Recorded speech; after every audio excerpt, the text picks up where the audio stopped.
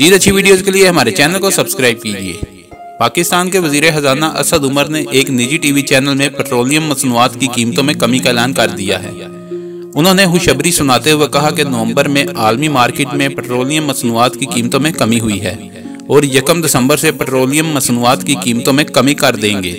इसके अलावा वज़ीर ख़ज़ाना असद उमर ने कहा कि बिजली की कीमत जितनी बढ़ानी थी बढ़ चुकी है, मगर अब IMF के साथ इस बारे में क्या मुज़ाकरात होते हैं, इस पर मज़ीद बिजली बढ़ाने का देखेंगे, लेकिन बिजली की कीमतें बढ़ाने का हमारा कोई इरादा नहीं है। वज़ीर ख़ज़ाना ने कहा कि बिजली की कीमत अब तक जितनी भी ज़्यादा की गई है उसमें 70% पाकिस्तानियों के लिए बिजली की कीमत में 1 पैसा भी इजाफा नहीं किया गया। इसके अलावा पेट्रोल पर टैक्स की शरह गुज़श्ता 15 साल से सबसे कम शरह है। आलमी मार्केट में पेट्रोलियम मसनूआत की कीमतों में इजाफे की वजह से यहाँ पर भी इजाफा किया गया था। अगर आपको हमारी वीडियो अच्छी लगी है तो इसको लाइक और शेयर करें और कमेंट्स में अपनी राय का इज़हार ज़रूर कीजिए। शुक्रिया।